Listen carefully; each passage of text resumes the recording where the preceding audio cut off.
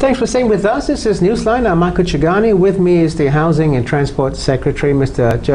Anthony Cheung Bing Leung. Now, Mr. Cheung, Mr. Secretary, housing prices, why are people panicking and buying apartments? You warned just before the break that you should be very careful because there are risks out there. Think before you buy. But many people say, critics say it was the Chief Executive, C.Y. Leung himself, who caused this buying or panic buying, first of all by saying the government will not force property prices down. He said that. Secondly, he's allowing new people to be eligible to buy HOS or home ownership scheme flats. And that, allowing them to do that, has driven the prices of HOS home ownership scheme flats up.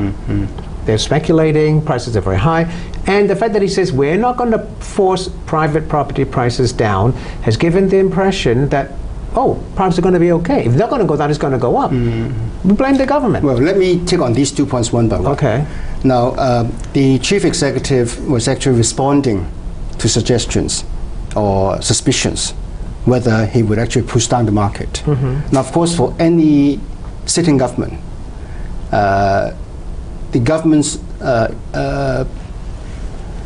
objective should not be to unnecessarily push down the market. Now, of course, the market operates according to its own supply and demand forces. Sure. And we have to be aware that in Hong Kong, half of the population has property, and the other half doesn't have property. And probably a lot of those in the second half would like to buy new properties. So as far as the government is concerned, we want to have a stable market. I mean, because either if you are lopsided one way or the other, I mean, that will have immediate But it is lopsided the other way, Mr. Secretary. That's why we have to The people who have housing have got prices going up. That's why we have to ensure the enough supply of new housing and new land. That would be an ultimate solution to rectify the current rather tight supply-demand situation. Now, on the second point about the new initiative to allow people to buy so-called HOS flats without premium paid, the white form scheme. Now, first of all, the white formers are not just anyone who is not living in public housing. Those living in public housing under the scheme, they are known as green formers. Right. Now, white form people are those not living in public rental housing, but subject to income and asset before they become eligible. Right? So you're talking about a much smaller group of people. And then we are only talking about an annual quota of 5,000. The whole reason why we are relaxing the scheme to allow non-public rental tenants to buy in the secondary market of HOS without premium pay is because there has been a strong demand to do that. Because people say, well, until 2016 to 17, the new HOS scheme flats will not come out because it takes time to build them. So in the meanwhile, can they be given the opportunity to buy in the secondary market? By secondary market, we mean those HOS flats for which premium has not been paid. Right. Now, if the white form people, eligible white formers, after they have bought these secondary market HOS flats, should they want to resell these flats? If they want to resell these flats in the open market, then they have to pay the premium. Right. So I understand that. So you're targeting a small number of people. Let's leave that aside for now. I want to bring out a contradiction here.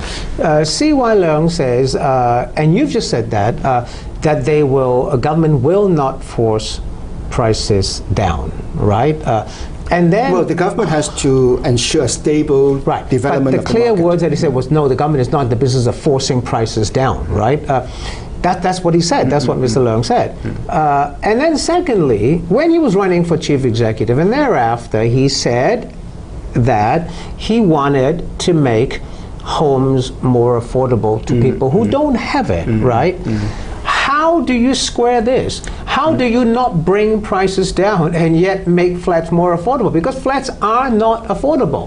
The only way they can become affordable is if they become cheaper. Now, we have to understand why prices go up in any market situation. Either there is a lot of speculation, or there's real demand. Now, as far as speculative demand is concerned, the previous government introduced 2 years ago a special stamp duty arrangement. I think that has been quite effective in preventing people from short-term resale, speculative resale. Now, if there is real potential demand, now that demand has to be met, otherwise prices will go up. And that is why, in order to meet the demand, should we recognize those demands, then of course we have to increase the supply of new housing. So by increasing the supply of new housing, that is another way of bringing prices down. The more fundamental But solution. you're still trying to bring prices down. Well, we try to work on the supply-demand situation. Yeah, but you know, to put it in plain language, prices are too expensive.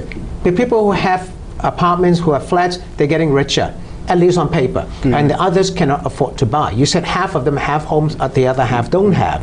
So the half that have homes, the prices go up. On paper, they're getting richer and richer and richer. The other half that don't have apartments, they can't afford to buy it.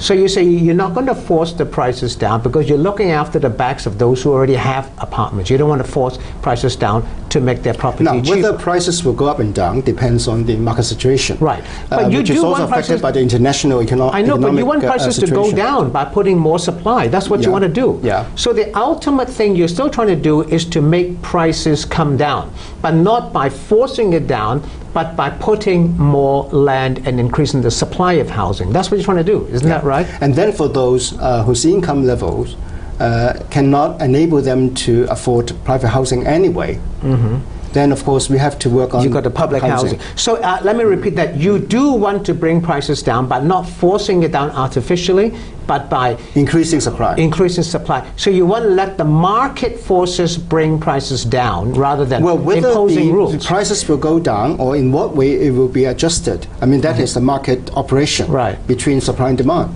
But as far as government is concerned, we know that there is a sizable portion of the population who cannot afford housing in the private market. We know that there are those lower income groups who depend a lot on public housing. But there are people like me who can afford to buy a house. We can't live in public housing or HOS, but we still want to buy an apartment, but we can't afford it. Then of course, we have to really look at the supply situation, because even if we are talking about the private market, if there is a steady supply of land for residential property, then of course prices will stabilize, rather than being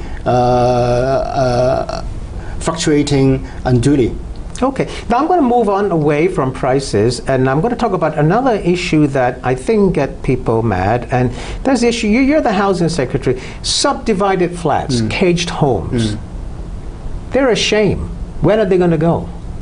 Well, we know there are a lot of people living in subdivided units, and of course I would not say that these subdivided units are a decent form or normal form of living. You will not say that. I will not say that. I think, but of course, at the moment, there is indeed a short supply of residential units.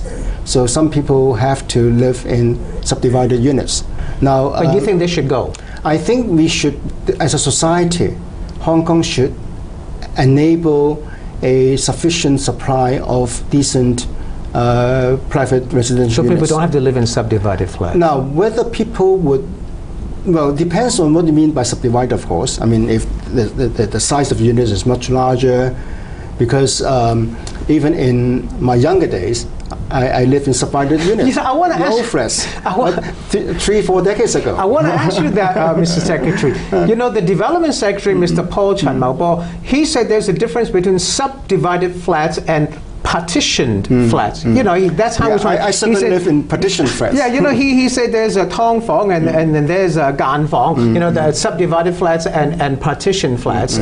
Is there really a difference? He's splitting hairs, isn't he? No, I will not get into the debate, but in my younger days, I mean, when I was still in school, I did live in partitioned. Was it right what he did? I will not comment on his case because he colleague? has said what he would like to say. But I'm just pointing to the fact that in Hong Kong, because of the insufficient supply of housing, historically, a lot of people in my generation did stay in partition flats. It's still there. The housing problem has not yet been solved. That's why I think we have to do something about it. Well, did Donald Tsang's government fail? The ultimate way is to strengthen the public sector, well, you know, the public housing sector. The previous administration, did it fail in serving Hong Kong's housing needs?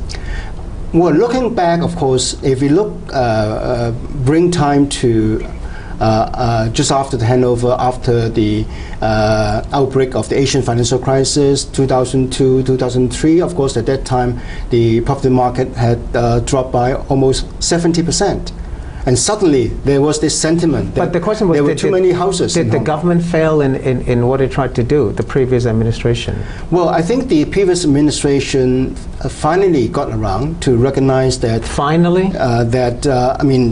I mean, like a lot of people in Hong Kong, finally recognized that, yes, I think we probably need to do more. Did it take too long to recognize this? You said finally. Because in the, around 2002, 2003, the government decided to withdraw from the HOS market on the understanding that there was sufficient supply. Well, that was pressure from people said from the property developers. I've got 1 minute left. The property developer, that was pressure. A lot of people said so. They stopped the HOS, the previous administration. Is there property hegemony in Hong Kong? 地產霸權, they say in Cantonese. Would you say that that well, is it the depends case? on what you mean, because many people like to use this word. I think this word probably represents the kind of frustrations of people who are not happy about the housing situation, because they find that their units they can't afford to buy, or the rental have gone up. So they put all these grievances together and use this term to represent. Do you think it's a fair term? But I think certainly housing is a number one problem for Hong Kong. Okay, I've got 30 seconds. Your Secretary of Transport, does the MTR deserve a fare raise?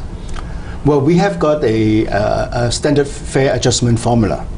And that formula is rather rigid at the moment. So once you have certain figures... But do you think they should deserve... They make billions of dollars. Why should they get another fare raise? The government is in the process of revisiting the fare adjustment mechanism with the MTRC Will you Limited. Change that fare adjustment? Well, I'm not ready to say anything about that because we are still undergoing a review of the mechanism. I've run out of time. Thanks for watching. See you next week. Good evening.